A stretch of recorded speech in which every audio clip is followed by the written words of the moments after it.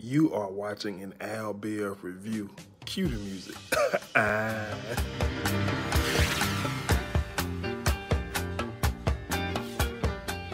What's going on, guys? Welcome back to my channel. We're gonna be reacting to the final night, part 5 and 6 of Surviving R. Kelly.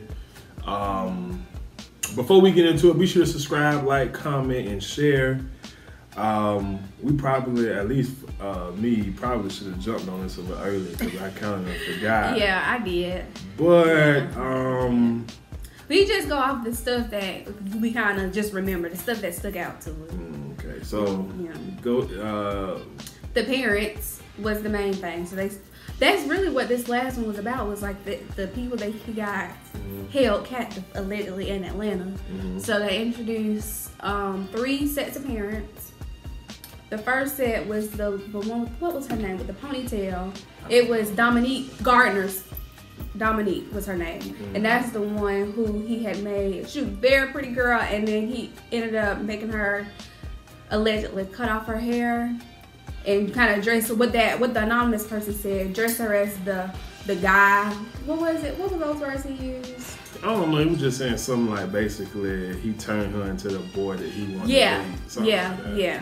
So, and even when they had showed that, I remember when that TMZ video had came out with the other girl and her. I didn't even know that she was one of the girls that was held captive because everybody was focused on the Savage one.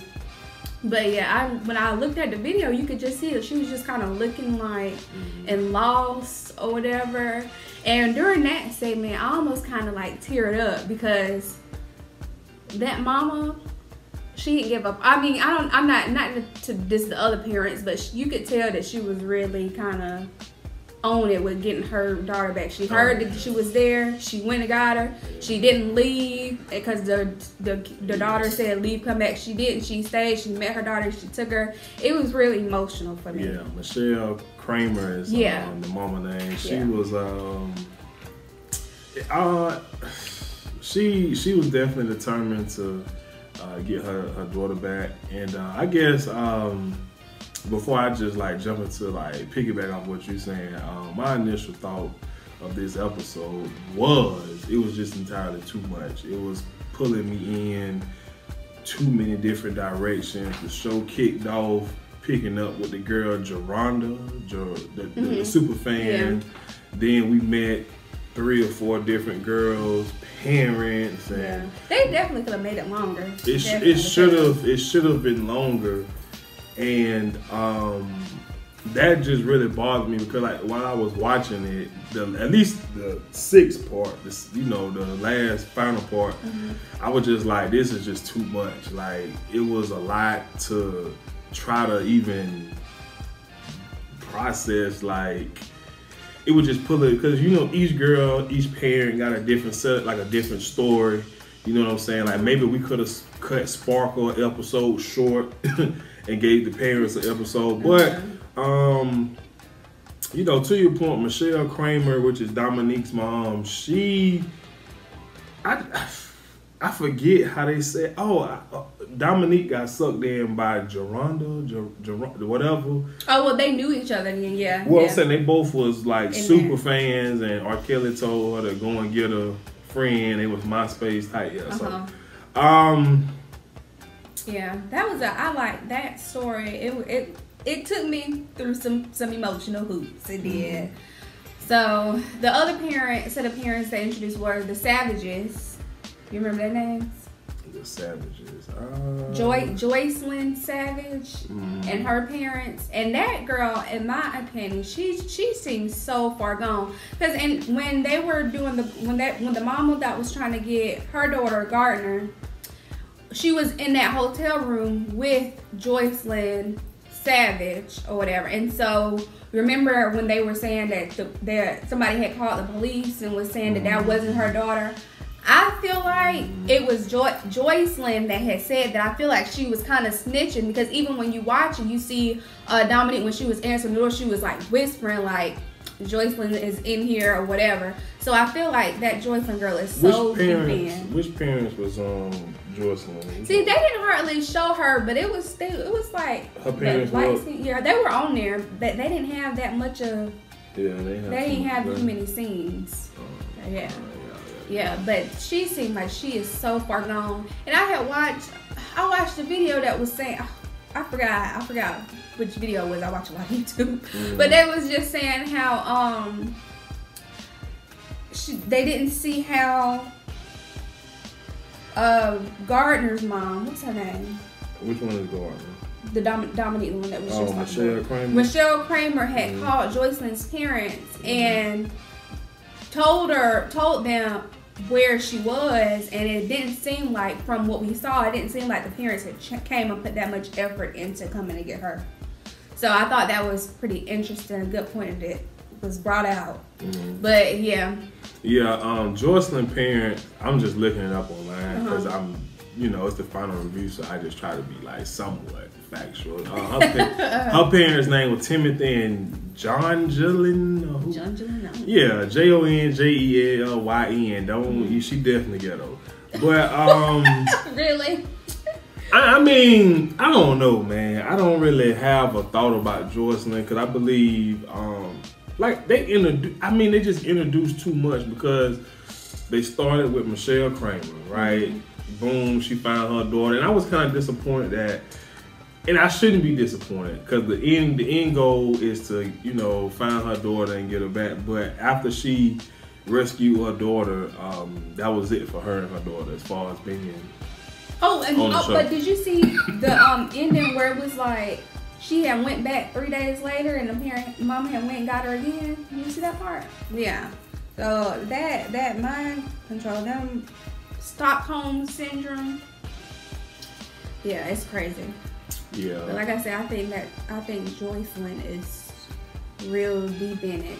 This song, I think she's super brainwashed. Cause she was the same one that was in that TMZ video when they were saying that you could see the somebody doing like this, tell them to stop talking or something like that. I could tell she seemed like she was real deep in. Okay. Yeah. The other set of parents was a Z. Name had a Z in it. What was it? I believe it was like Azalea or let's see if I can. I don't. Yeah, the names. See, it was just too many. Yeah. It was a lot of people. Yeah, her name Azriel. Yeah, Azriel.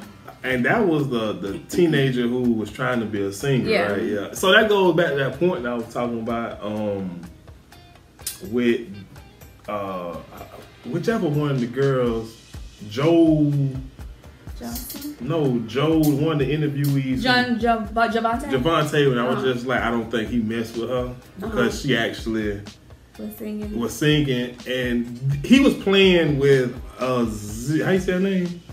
Azriel. Yeah, he was playing with her because the whole time he was just basically going through the loops just to keep the parents, because the parents was just like, her parents was just so creepy. It was crazy. Like, it's something deeper with that. I think that was when these stories just came out. I remember thinking, I couldn't remember which set of parents. Now I'm thinking it was them, but I was just thinking, no, they sold their daughter, and now that they see that people coming out, now they trying to come out. Cause it just was something odd about that. They whole they seemed, it just seemed real off. And then they had plenty of chances to keep that kid away from him. Like, she came back and the girl was saying, oh no, this is what I want to do, this is what I want to do. And it just seemed they had two chances. The very first time they met, and then when the sister had came and had the sister didn't tell them because they said that the parents believed them enough to come down there.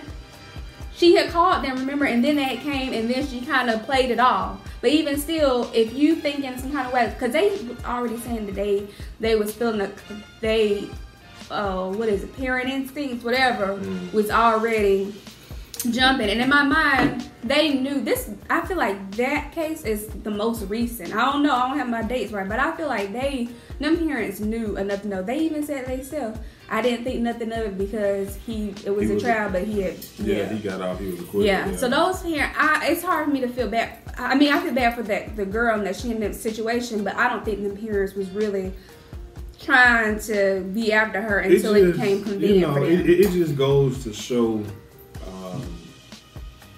and it's different with every parent, but it just goes to show the foolishness that parents are willing to put their children through, to live through them and live off of them, just so they can, meet that one in a million goal. Because everybody who can sing does not become a Beyonce or even a kid, a lesser star. You know what I'm saying? And they looked at it. And, you know what the issue I had with those parents? I just thought about it. They brought, at the time she was like 16 or 17 or maybe even 15.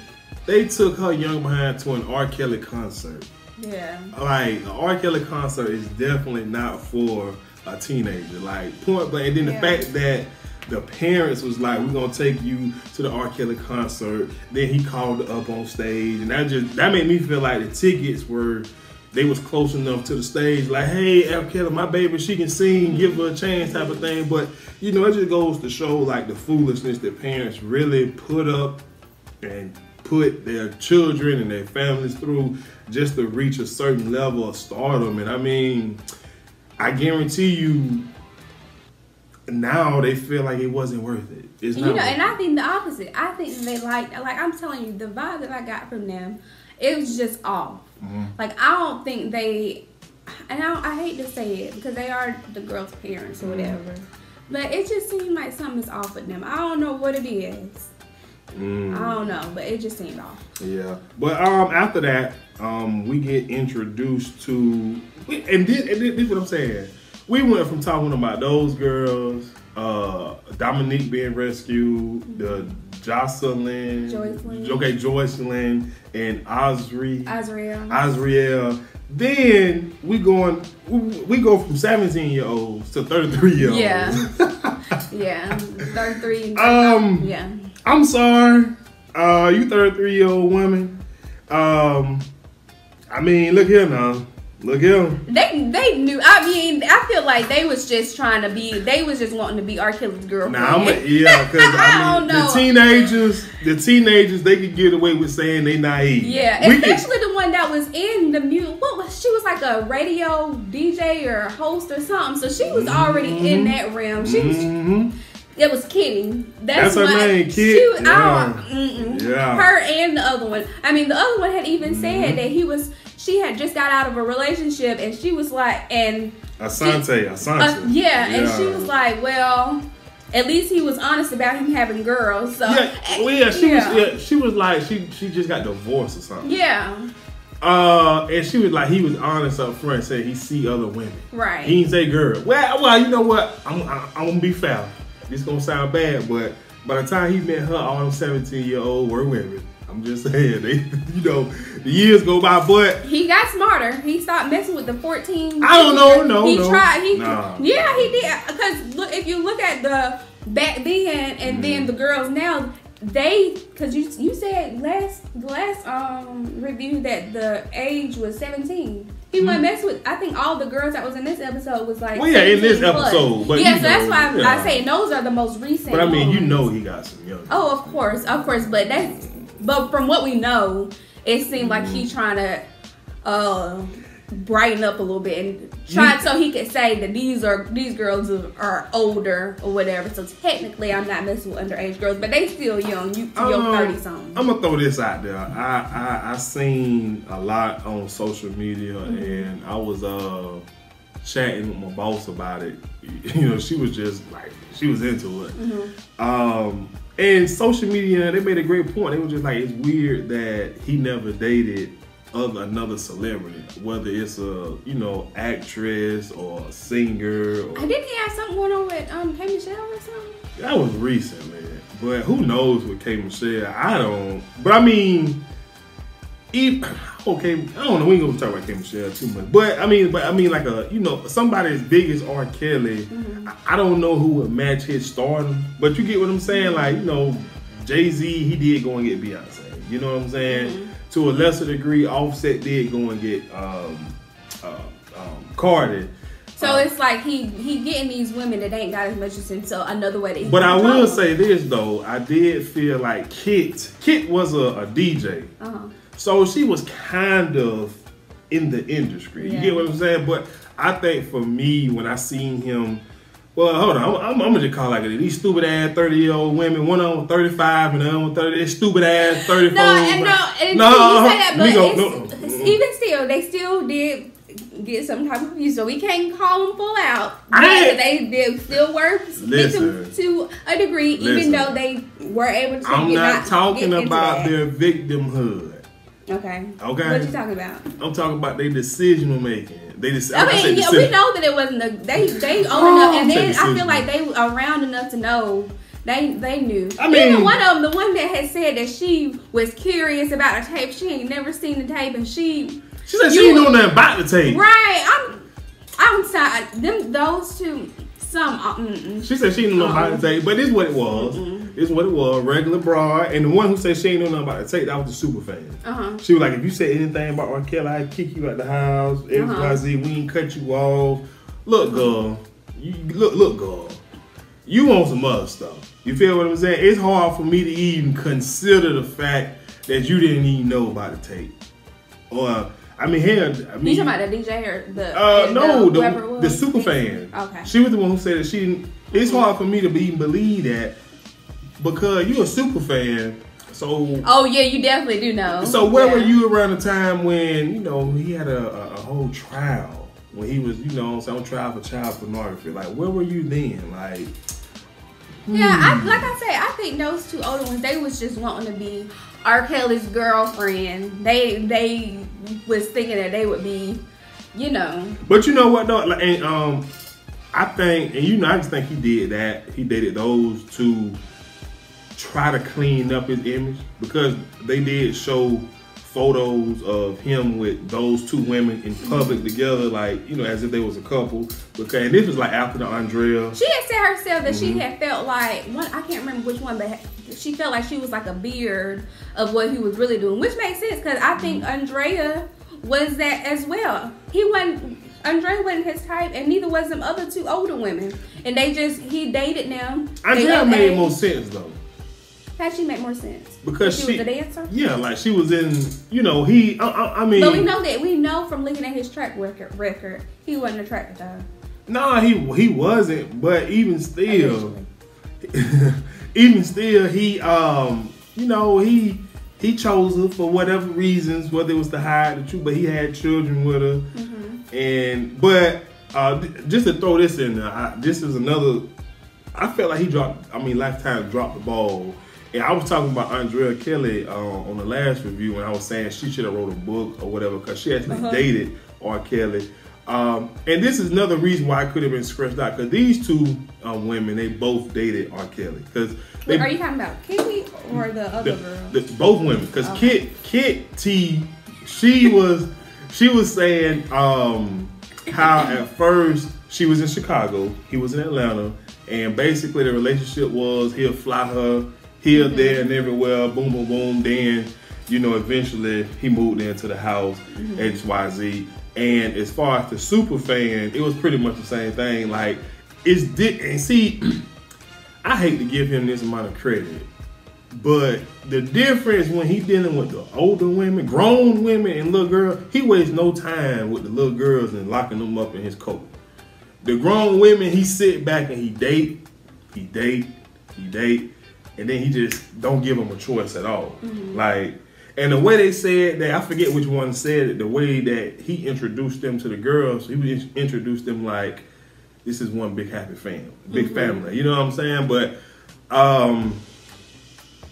it was just rough. And then to continue it, to go a little deeper, to talk about the 19-year-old that he started dating, and her name was like, what was that girl name? The 19-year-old girl who he gave an STD to. Oh, I forgot about her. I didn't. Oh, I forgot. What was her name? Her last, I believe it's Kelly. Her last name is Rogers. Faith Rogers. Her name is Faith Rogers. She was 19 years old. She started dating him in 2017. And she was, I don't know if she was 19 then or she's 19 now. And I don't know, for me, the older women just, not Andrea, What Kit T and Why you keep separating her name I'm like having that? I'm having a slow moment trying to remember all these names. I'm having a slow moment. So Kitty and the other chick, can't think of her name now. But the 19-year-old bossed up and walked away. Yeah. She was like, as soon as he introduced her to Joycelyn, she was like, it's the girl from 10. Like, no, like, and she was just, you know what I'm saying? She was saying how the Joycelyn girl was like doing everything that he said, jumping up when he came in. The way she described her, it almost made me feel like Joycelyn just in love with That's what dude. I'm saying. Like, I feel like she is so deep in there. Yeah, she's in love. Like, ain't no coming back for her. Yeah. But badly. I mean, true. But you know the way he does this. Let me tell you what kind of ticked me off too. I seen Jada Pinkett message. Jada Pinkett went on her social media platform and asked the question, why has his streams and music sales went up since this aired? And she was just like, she just want to understand. I do too. And people was going in on her. And you know, I'm just a firm believer because they was basically saying like, I don't know if she ever worked with R. Kelly, which I'm pretty sure if you dive deep into the history of Jada Pinkett Smith, maybe they did a couple events together or I don't know that. Because you know, celebrities, they love each other. You know what I'm saying? They do. But they were just like, you knew this was going on back then, and now you speaking out. Oh yeah, and you know, sadly, I don't think that it's just R. Kelly, and I think just like I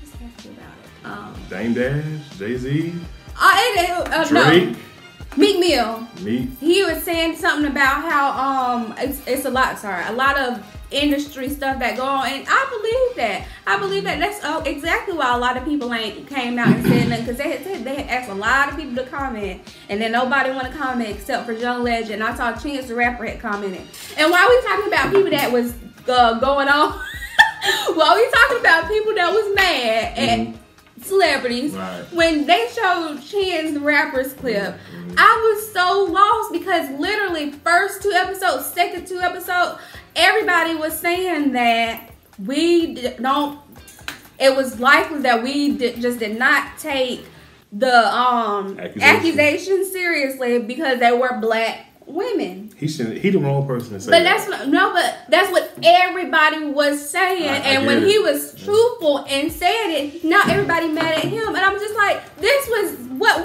everybody was literally. I'm telling you, Twitter is ridiculous. I continue to say is I echo what I said about Sparkle with with Chance. It's certain things you don't say. But that's what everybody was saying. Like, literally, that was the whole consensus. Everybody was saying, like, it wasn't taken serious because these were black women. And had they been white women, then we would have been up in arms.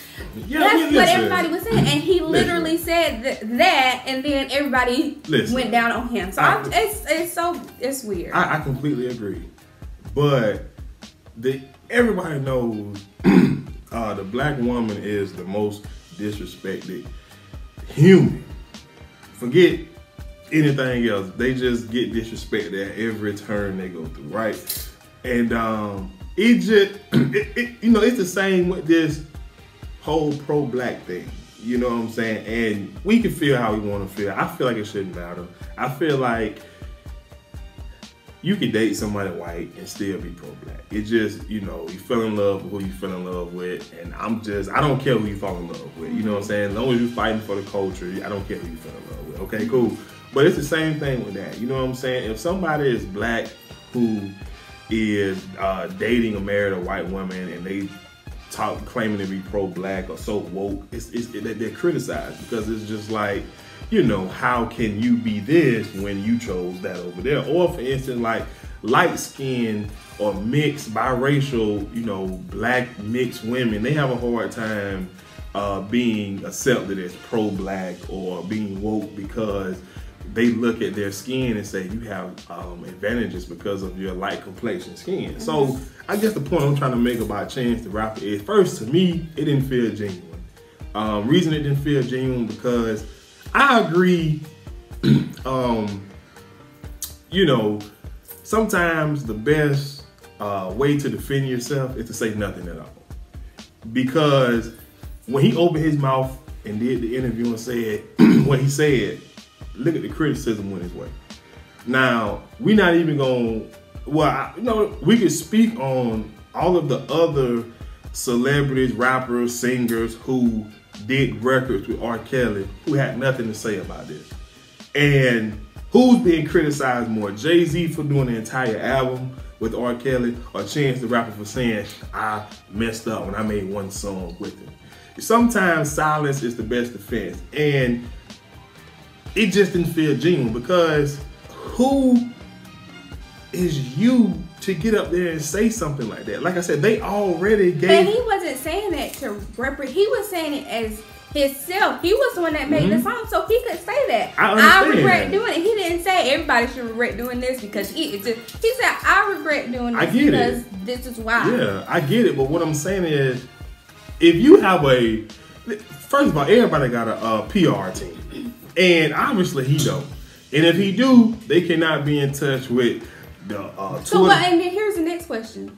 Go ahead. What is the difference between him coming out and saying this and John Legend coming out and saying this? The difference between him coming out and saying it and John Legend didn't work R. Kelly.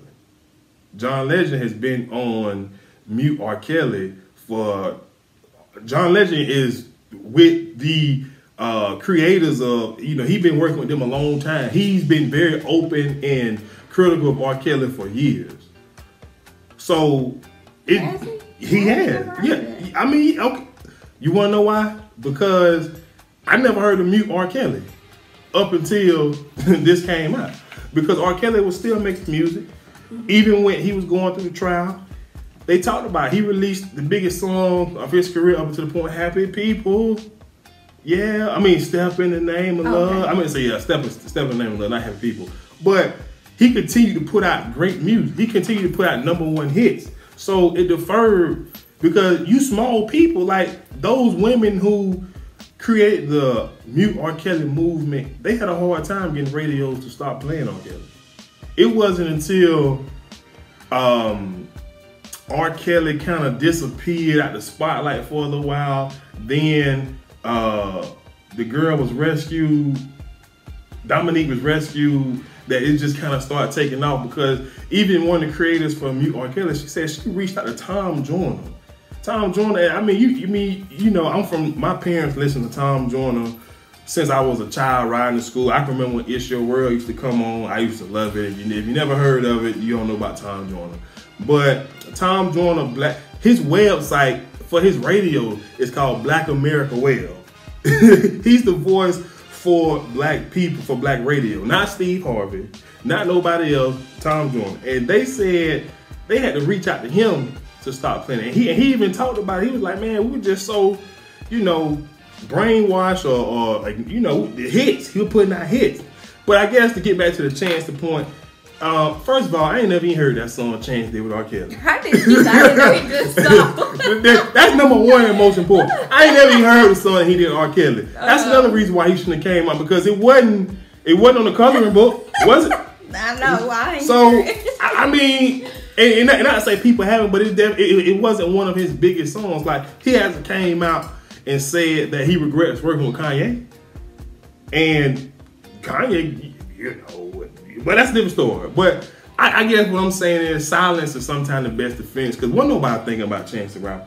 Because and then wasn't nobody thinking about Sean. It was a lot of people on there that was just doing something. So I feel like if we gonna say that about Chance, but he did an interview. Who did an interview? Chance.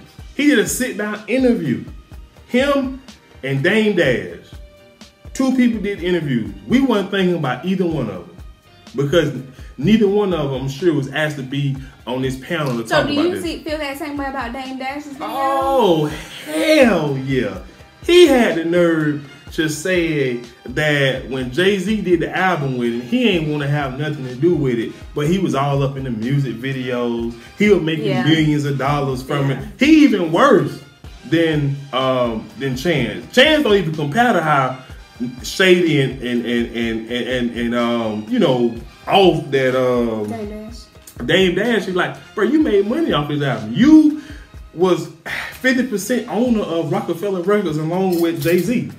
And you said you didn't want to do it, but you was all up in the video. You spent them checks.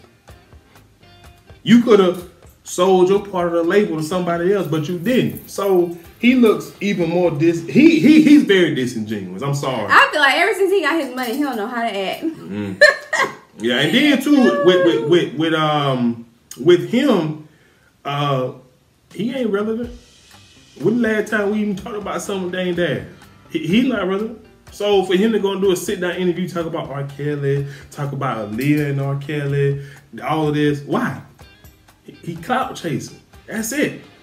And I did, and with Chance, I'm not gonna say Chance was clout chasing. I just think his PR team let him down as far as saying, no, don't do this. Don't go and have a sit-down interview and talk about how you regret this and then respect the black women being, you know, raped or molested or whatever by R. Kelly. His PR team didn't tell him that. Because I can tell you one, and to be honest with you, he's not big enough to do that. Some, like, you know, say for instance, I don't know who the biggest star is as far as male right now, whether rapper, singer, who could be R. Kelly, somewhat. I don't know, maybe if like Chris Brown? No, like somebody older, like maybe a Brian McKnight or Bobby Brown. Oh hell no!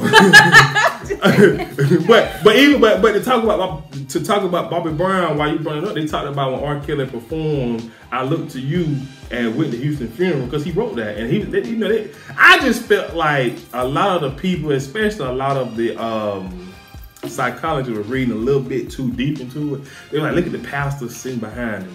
Then he started singing because he can sing. And when it's he gospel. stood up. Yeah, I was just like, come on, man. Listen, let me tell you something. When you go to church, you can tell these people that say this don't go to church. You can tell. Look here, when somebody can sing, not sing, but sing, get on that microphone. That spirit, they singing a holy, a song that just hits you. Yeah. It don't matter who say, you gonna stand up and I look to you. You know what I'm saying? That's what you do. We was in church now, feeling the spirit. We weren't singing that, but still, like, you can tell they don't go to church. They need to shut up. They don't know what they're talking about. And then it was at a funeral. They told me some people was uncomfortable with him being there. Of course, people was uncomfortable with him being there. People was uncomfortable with Bobby Brown being there. He the damn ex-husband. Ray J went there. People was uncomfortable with Ray J there. I mean, see, they was definitely reading too deep into it. They was reading it. Yeah, man. And listen, and to touch on this before we were closing, we're talking about dad today. And it's hard me to believe R. Kelly broke. Me and him on the same wave. R. Kelly got too much music, then wrote too much music for him to be broke. Now, I don't know what he doing with his money. And maybe it's all a part of his... Because, I mean, you got to think about this. I hate to give him any credit, but he does have a sex coach. He has a problem with keeping women, well, I ain't going to say against their will, but brainwashing them and, having them thinking that it is, something that he moves them around so much. Like, I don't know if this is a part, because I just don't. Allegedly. Yeah, allegedly, but I mean, but then I also seen, it was so funny, I seen an article online, R. Kelly was just like, he gonna sue everybody that was on the series because he don't know half of it. No, he had said, it was one quote that was like, they was gonna sue because some of the women wasn't telling the truth. I feel like I believe that. But you know what? But listen, let me tell you something. I mean, in my mind, if he's talking about anybody, he would probably be talking about Kitty and the other older one. Yeah, and he talking about Sparkle too. I don't know. And Johanna and Joe Monte. But to that point of him suing, I just don't think he can go in the courtroom in America and get a fair trial. The judge gonna be looking at that nigga sideways the whole time while his lawyers and his whole legal team trying to defend his case of defamation of character. The judge, he ain't getting no money. Because they dropped the ball once with this thing. I guarantee they ain't gonna drop it again. So, like, and in my mind, what are they going to charge him with? What can? What he sued? Like what can they charge him with? If he was to get arrested today. They can't charge him with nothing unless the women come forward. The women have to come forward. But even the problem with accusers. But see, that's the thing. What they were saying was, granted, he not physically locking them up. He ain't physically doing that. You see 2 of them just got their stuff and left. So it's like mental. So I think you'll have a hard time proving that it's mental when he's not physically goddamn, you know. It's not even about that. I'm going to break it down to you. The issue is, it's not up to the judge. The issue is, there's going to be 12 jurors sitting over there that the prosecution have to, without a doubt, convince all 12 that he's guilty of whatever he's being charged with.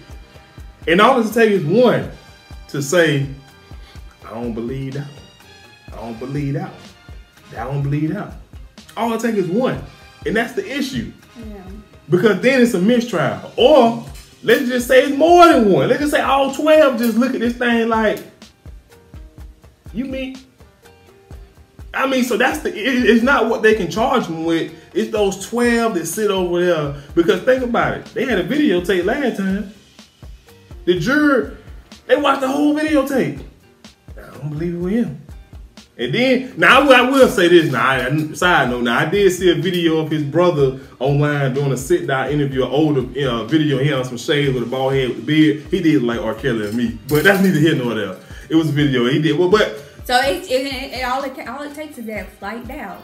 You exactly. have to be able to say exactly. And see, that's the problem. And I hate to say it, but that's why he's gonna skate free.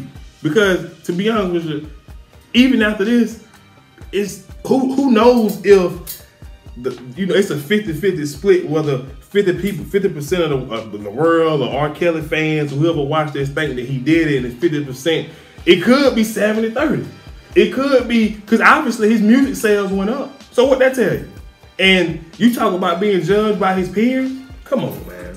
He getting off. But overall, man, it was a great series. Yeah. It was great. It was too short. The last night was just too much. It was too much. It was.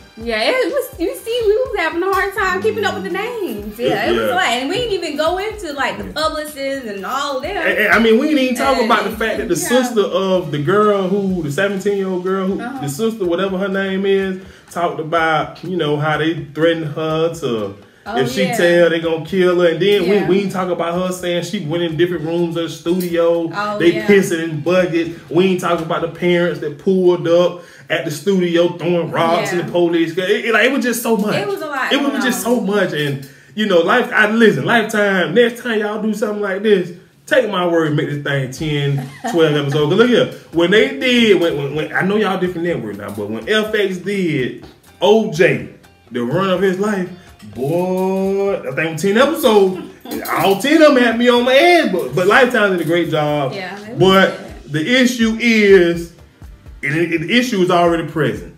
Now is what's next? Like, what's gonna happen? We already know what's next, and that's the issue is already present because his record sales done went up. No, it's still the question of what happens now. We still watching it and we still asking what happens now, regardless of his music. But I mean, like, okay, I'm relating. I'm talking about him and his code, sex code. It's gonna continue to exist. He can't just let him go now. He definitely gonna look guilty. If anything, he got a tighter rope around him. But I'm exactly. The question is still, outside of that house, what is everyone else going, like, what is going to happen? You know what this proved to me though? It proved to me just how hard it is to convince people that somebody is a predator, that somebody is a monster. Because ain't no way in here after all this, his record sales should have went up, his streams should have went up. And that's just his music. So those who still listening to the music, they doing it to prove a point. We still love R. Kelly even though y'all saying it. And those are the people that will be on that jury to have his life in their hand. And like I said, all it takes is one to say, I don't believe what these girls said. Any last thoughts that you want to throw out there before we No, I just hope that all the women, girls, are able to get out of that situation eventually. I hope R. Kelly sees some type of consequence for his actions because it's been a long time. I think Lifetime did a good job with this docu-series, and I did learn a lot from it. I was interested the whole way through, and it just makes you think about, wow, society. I tell you, the black society. I tell you, my last thoughts. I want to throw in this. You can say what you want to say, but he definitely have a couple, if not more than a couple, police officers that are on his payroll. Like, and that's the thing too with him being broke. Like, he hasn't paid anybody no money. Like, just a few thousand here, a few thousand there. Like, I don't think he broke, but that's neither here nor there. But my final thought was, like I said, he definitely got some law enforcement on his payroll. But I'm gonna tell you something. I felt like if I was a police, I'm gonna say this for the beginning. If I was a police and that mama and daddy was trying to get in there, I would have turned my head and say, "Go break the door down." So, and even the parents, I felt like I would have went to jail that day. I would have went to jail that day. I would have burst the door down. We already know there's something going on. Something's deeper with them. Yeah. But you know, my final thoughts is great docu-series. R. Kelly done went and I mean, he got some issues. He you know, hey. But you know, hey, you know, it is what it is. That's all I got. That's all she got. Until next time, guys, be sure to subscribe, like, comment, and share. And hopefully I ain't looking at I never watch this rerun. Ever. Oh yeah. Hell no. Hey, but if you watch the rerun of this, but if Lifetime plays rerun and you watch it, I got to question you. Why? I say it do have you thinking like real, like even when the show be over, they already have it late at night. You still like up thinking. Yeah, like, but I mean, like it's just too much to watch again. But that's all we got. Until next time, like I say, be sure to hit that subscribe button, like, comment, share, and we out of here. Love and Hip Hop review. Well, Love and Hip Hop return tomorrow, I believe. So I'll be on Tuesday with that. So see you guys later. Bye. Peace.